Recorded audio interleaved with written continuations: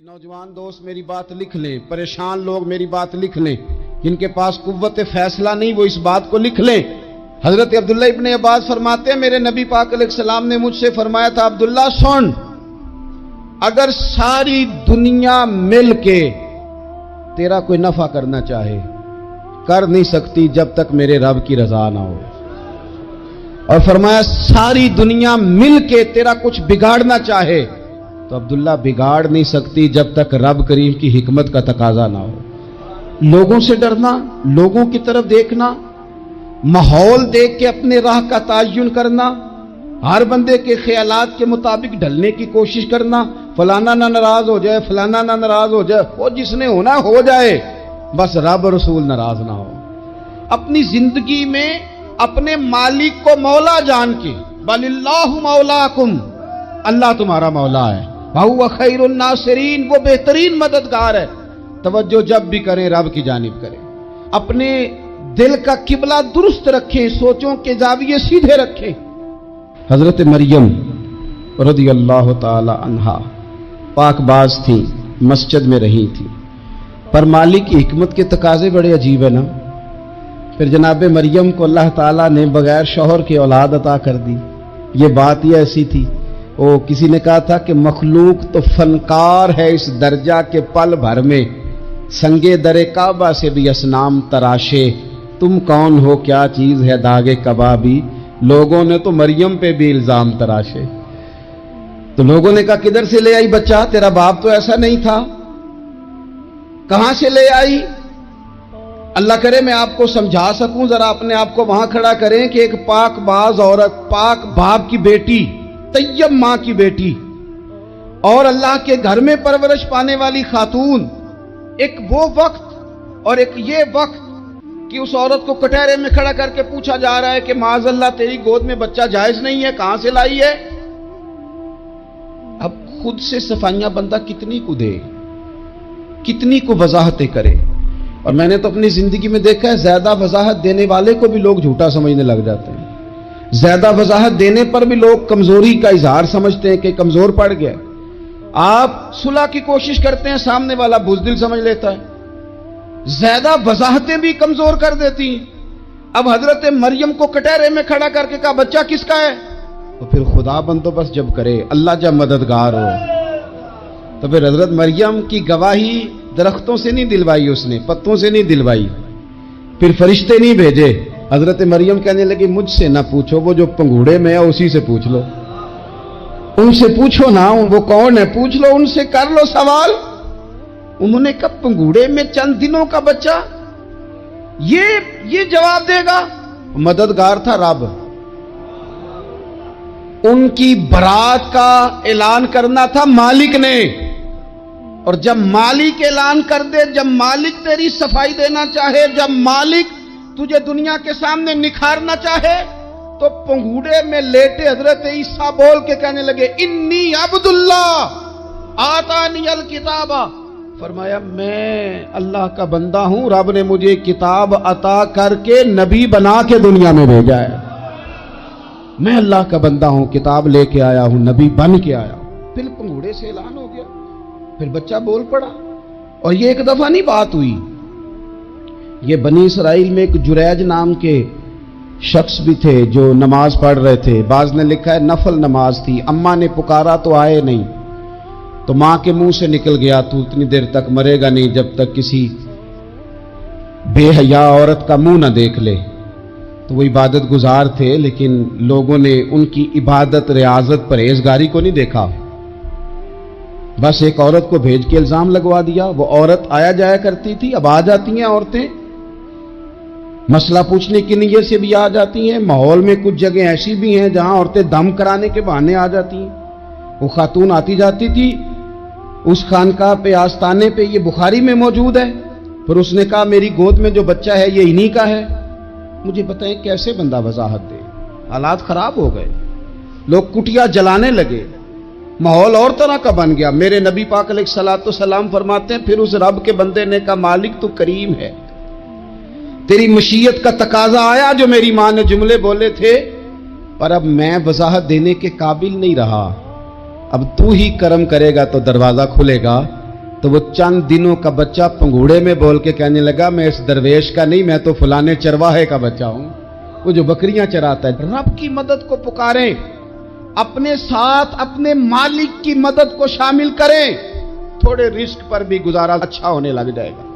سارے لوگ آپ کو گرانے کی تدبیریں کر رہے ہوں گے اور مالک آپ کو عزتیں عطا فرما دے گا، اس کی بارگاہ سے حکمت کا تقاضا اور ہو جائے گا۔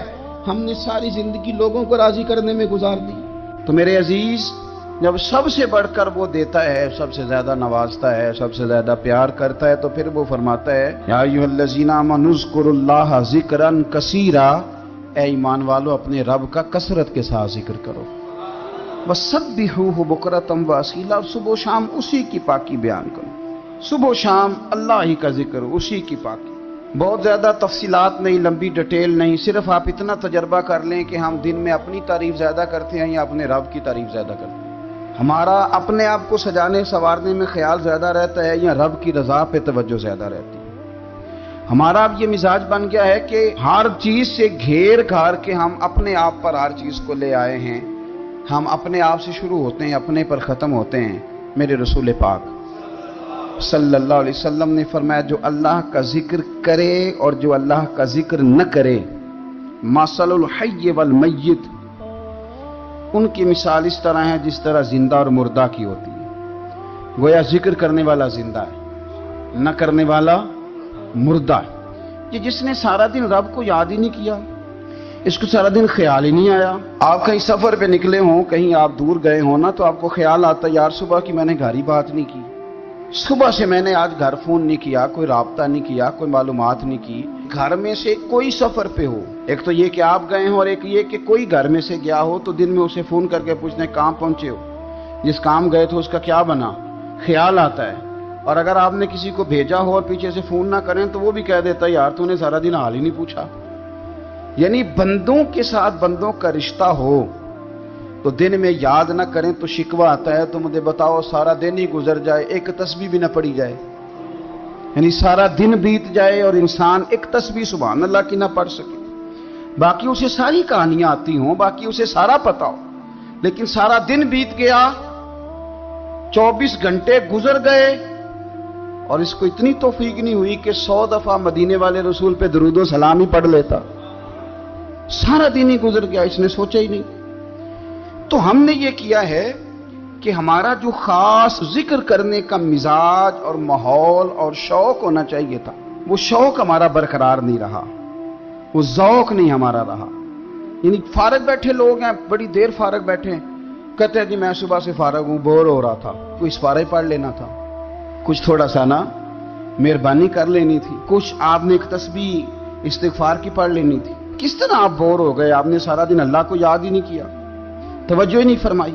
اور پھر اگر آپ اللہ کا ذکر کریں اور جس صفاتی نام کے ساتھ آپ اپنے رب کو یاد کر رہے ہیں اس کا معنی سمجھ کے کریں، یا رحمان یا اللہ، یا رحمان یا رحمان یا رحمان، جب آپ کہیں گے تو پھر عرش کا مالک بڑی رحمت نازل فرمائے گا۔ جب آپ کہیں گے یا کریم یا کریم یا کریم، تو پھر وہ کرم کے دروازے کھول دیتا ہے۔ آپ کا ایک خاص رنگ ہو۔ میرے نبی پاک صلی اللہ تعالی علیہ وسلم نے ارشاد فرمایا کہ تم نہ دنیا میں رہ کے مجھ پہ درود و سلام پڑھو، فرمایا قیامت میں جب تمہارا دشوار گزار گھاٹیوں سے گزر ہوگا نا، یہاں تم بیٹھو گے سوگ کے ساتھ درود پڑھو گے، لیکن فرمایا قیامت والے دن جب تمہیں دشوار گزار اور سخت راستوں سے گزرنا پڑے گا نا، تو دنیا میں سوگ کے ساتھ پڑا ہوا درود و سلام وہاں تمہارے لیے نور بن جائے گا اور تمہیں رستہ دکھائے گا تمہارا درود و سلام، تمہیں ذوق دلائے گا۔ اور میں نے ایسے لوگ بھی دیکھے دین کے لیے وقت گزارا، لیکن جب بڑھاپے میں دانت کام نہ کرتے تھے تو وقت کے مفتیوں کو بھی مسجدوں کی کمیٹیوں نے کہہ دیا اب آپ کی سمجھ نہیں آتی، ہم نے خطیب کو یور رکھنا ہے، نہ دیکھو دنیا کی طرف، دنیا رلا دیتی ہے، نہ راضی کرو بندوں کو، بندے تھکا دیتے ہیں، نہ پیچھے بھاگو ہر وقت دنیا داروں کے، یہ انسان کو کمزور کر دیتے ہیں۔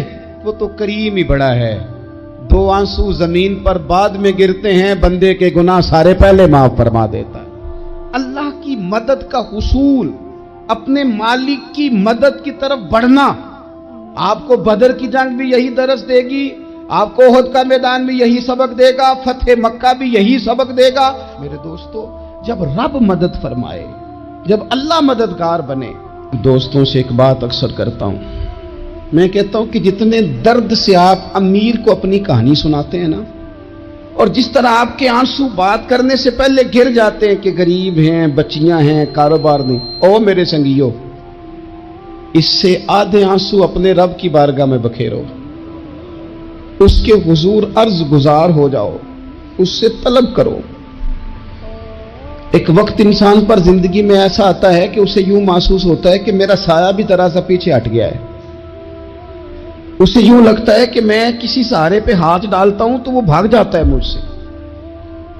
لیکن مالک کی بارگاہ ایسی عظیم بارگاہ ہے, رب رسول کے آستانے اتنے بڑے ہیں کہ آپ جب وہاں کشکول طلب دراز کرتے ہیں تو جھولی پھیلانے میں دیر لگتی ہے, ان کو بھرنے میں تو کوئی دیر نہیں لگتی. ہم نے اپنا سوچ کا قبلہ ہی دنیا کو بنا لیا ہے. یہ جو اللہ والوں کی مدد ہے یہ تو یعنی اللہ ہی کی مدد ہے, لیکن یہ جو سیٹھوں کی طرف توجہ کرنا, نوابوں کی طرف توجہ کرنا, دنیا داروں کی طرف توجہ کرنا, اور اپنا مزاج اس طرح کا بنا لینا, یارو گردن کو جھکا دیتا ہے خیرات کا پتھر, جہاں میں مانگنے والوں کے سر کبھی اونچے نہیں ہوتے. اور اقبال کہتے ہیں غیرت ہے بڑی چیز جہان تگ و دو میں, پہناتی ہے یہ فقر کو تاج سردارا. میں عرض کروں گا کہ اپنی آپ جب توجہ کا قبلہ اللہ رسول کو بنائیں گے تو رب فرماتے ہیں وَيَرْزُقْهُ مِنْ حَيْثُ لَا يَحْتَسِبُ, میں نہ تجھے وہاں سے رزق دوں گا جہاں سے کبھی تیرا گمان بھی نہیں گیا ہوگا کہ یہاں سے بھی مل سکتا ہے, تو نے سوچا بھی نہیں ہوگا. بخاری شریف میں حدیث ہے, حضرت جابر ابن عبداللہ فرماتے ہیں نبی پاک صلی اللہ علیہ وسلم نے 300 لوگوں کا ایک لشکر روانہ کیا کسی مہم کے لیے, کسی جہاد کے لیے. حضرت ابو عبیدہ بن جراح رضی اللہ تعالیٰ عنہ امیر لشکر تھے. فرماتے ہیں غربت اتنی زیادہ تھی, بھوک اتنی زیادہ تھی کہ ایک ایک کھجور دن میں ایک وقت کھانے کو ملتی تھی, اور کچھ دن ایسے آئے کہ اب کھجور بھی نہیں مل رہی. فرماتے ہیں اتنی زیادہ بھوک لگی مجاہدین کو 300 بندہ پتے کھا کے گزارا ہونے لگ گیا. یہ بخاری میں موجود ہے. آپ فرماتے ہیں کہ دریا کے کنارے ہمارا پڑاؤ تھا, ٹھہراؤ تھا. جب بھوک سے نڈھال ہو گئے نا, وَيَرْزُقْهُ مِنْ حَيْثُ لَا يَحْتَسِبُ, اللہ وہاں سے روزی دیتا ہے, گمان بھی نہیں ہوتا. فرماتے ہیں ایک مچھلی اللہ تعالیٰ نے دریا کے کنارے بھیجی.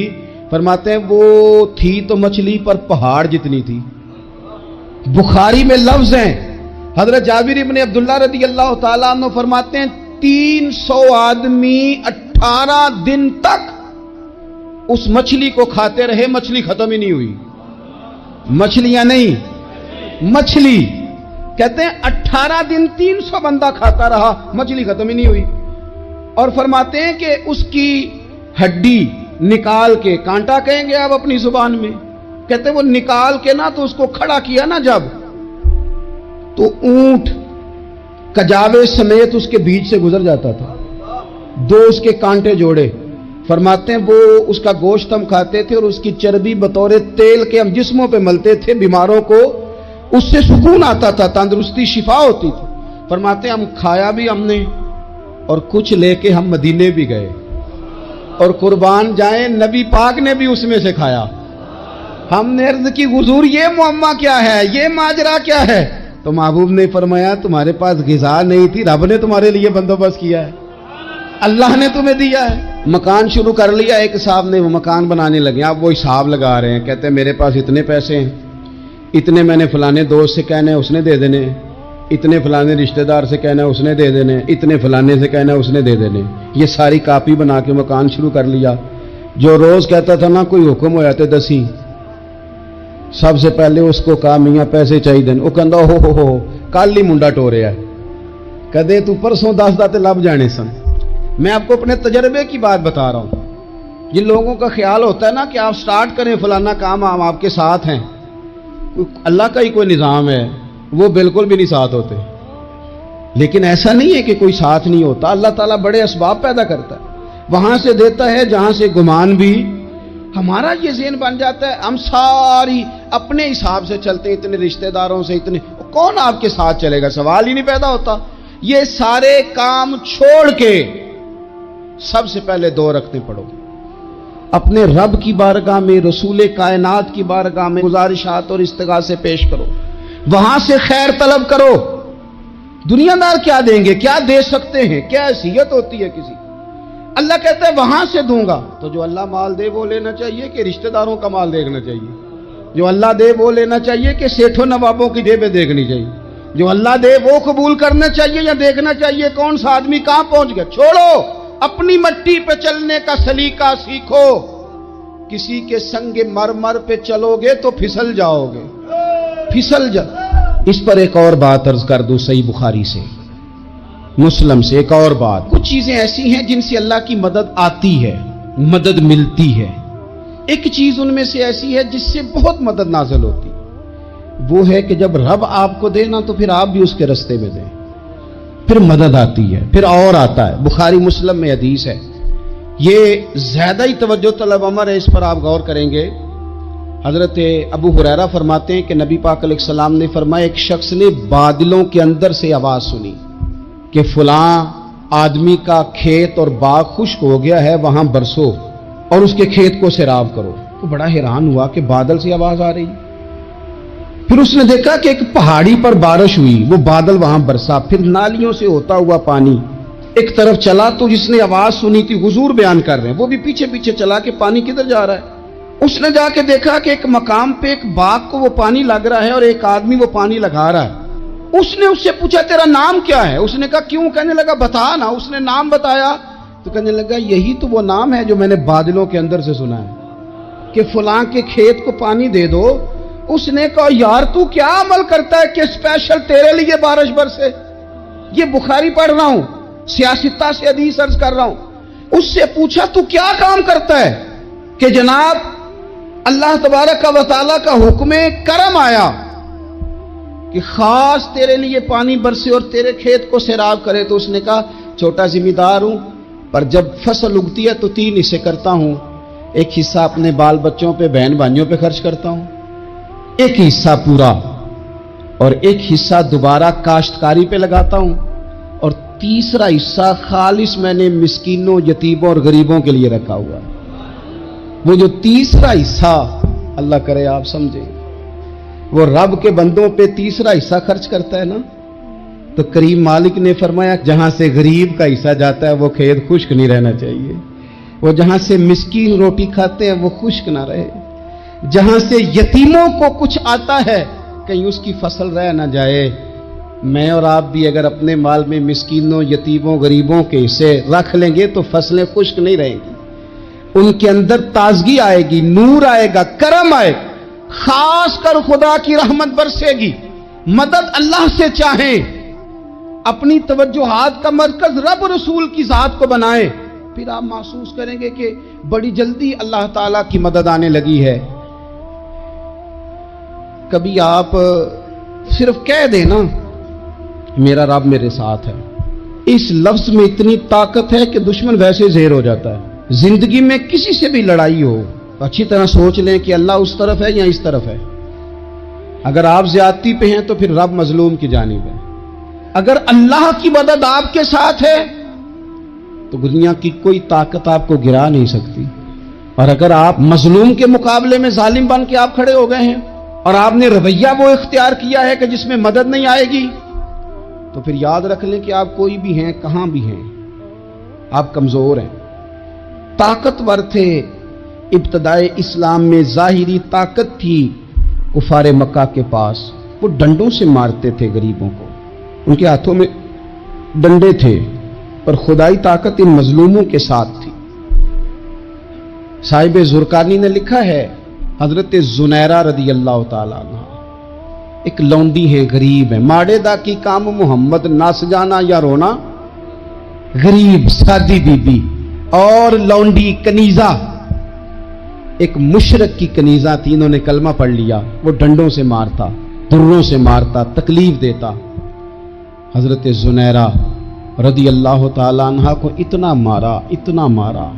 اب آپ एक और पहलू पर भी गौर करें, मार भी पड़ रही है पर खुदा इधर ही है, अल्लाह की मदद इधर ही है। रब कहता है कि पहले तू सब्र करना, इन्नल्लाह मास साबिरीन, तू सब्र करेगा तो फिर रब की मैयत मिलेगी, जरा ठहरना, तू थोड़ा डांटना। इन्नल्लज़ीना कालू रब्बुनल्लाहु सुम्मा इस्तकामू ततनज़्ज़लु अलैहिमुल मलाइका, तू कह अल्लाह मेरा रब है, फिर तू पहले डट, पहले तूने डटना है। सुम्मा इस्तकामू, जो डट गया, ततनज़्ज़लु अलैहिमुल मलाइका, डटने वाले के लिए मदद आती। पहले थोड़ा ठहरना पड़ता है, पहले थोड़ा सब्र करना पड़ता है, हौसला करना पड़ता, उसके बाद मदद आती। मार पड़ रही है, मारा जा रहा है। हजरत जुनैरा को उनका मालिक जो है ज़ाहिरी आका वो मार रहा है, ये कनीजा है, इतना मारा उनकी बिनाई चली गई, नजर आना बंद हो गया। अबू जहल आया और कहने लगा जुनैरा देखा ना हमारे बुत तेरी आंखें ले गए, माज़अल्लाह, लातो मनात हमारे बुतों ने तुझे अंधा कर दिया। अब ऐसा नहीं है कि बीबी रोती जा रही है, मायूसी माज़अल्लाह, परेशानी, गरीबी बड़ी है, पूछने वाला कोई नहीं, ये बातें नहीं। क्या जुमले हैं खातून के, क्या लफ्ज हैं। अबू जाल ने तंजिया कहा माज़अल्लाह, कहने लगा देखा ना हमारे बुतों ने तुझे अंधा कर दिया। तो जनाबे जुनैरा आंखों की बिनाई गई है, रात को गई है, दुख अभी ताजा है, लेकिन अल्लाह पे जो तवक्कुल है, अपने मालिक से जो रिश्ता है वो इतना मजबूत है, इतना ताकतवर है, उसमें इतनी गहराई है कि हजरत जुनैरा बोल के ना इतनी कुव्वत से बोली, इतनी ताकत से बोली कि पूरे कुफर पर लर्जा तारी हो गया। फरमाने लगी तुम्हारे पुतों की क्या औकात है कि मेरी बिनाई ले जाएं, ये मेरी रब की हिकमत का तकाजा है। जब तक उसने चाहा जुनैरा देखती रही, और जब उसने चाहा जुनैरा की आंखों की बिनाई चली गई, और अगर वो चाहेगा ना तो बिनाई वापस भी कर देगा। अगर हो ज़ौक़े यकीन पैदा तो कट जाती हैं जंजीरें, अगर वो चाहेगा तो बिनाई आ भी जाएगी। हजरत जुनैरा ने रात को ये लफ्ज कहे, अबू जाल और सारे कुफ्फार डर के सुन के चले गए। आप इत्मीनान से आके बिस्तर पे सोई, जब सवेरे उठी तो अल्लाह ने आंखों की रोशनी वापस कर दी थी।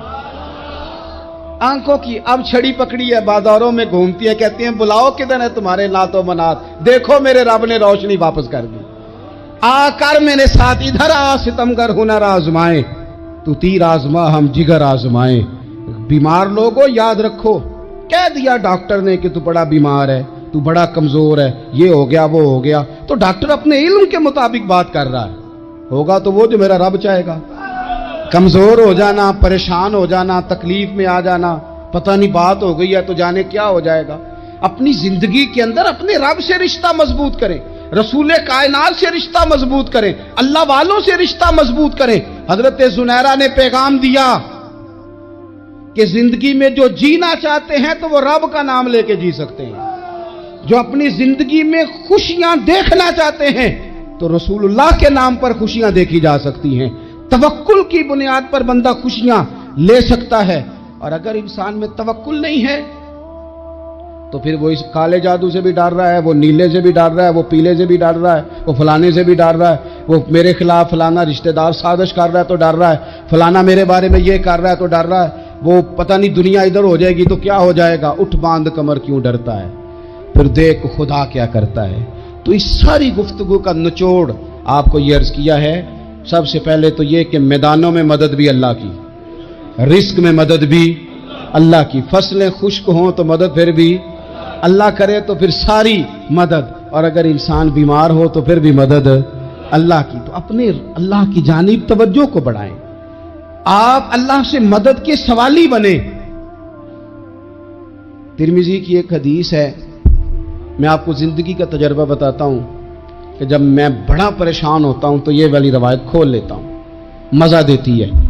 मेरे नबी पाक अलैहिस्सलाम ने फरमाया, अपने दुख सेठों नवाबों को ना कहना, मालदारों का ना कहना, वरना अल्लाह तुम्हें कभी गनी नहीं करेगा। फरमाया अपने दुख अपने रब की बारगाह में अर्ज करना, जल्दी करे या देर से करे अल्लाह तुम्हें लोगों से बेनियाज कर देगा। اللہ تمہیں غنی کر دے گا. رات کو بیٹھو نا اس کی بارگاہ میں, اسے دکھڑے سناؤ, چھوٹی چھوٹی باتیں. حضور نے فرمایا نمک بھی مانگو تو رب سے مانگو. چھوٹی چھوٹی بات سے شروع کرو نا. جب بندہ شروع کرتا ہے نا چھوٹی چھوٹی چیزیں تو بڑی ساری چیزیں یہ اس طرح ہوتا ہے جیسے بندہ رب سے گفتگو کر رہا ہے. مالک مجھے یہ چاہیے, مالک میں یہاں کمزور ہوں, اللہ میں یہاں پریشان ہوں. آپ یہ کر کے تو دیکھیں, لمبی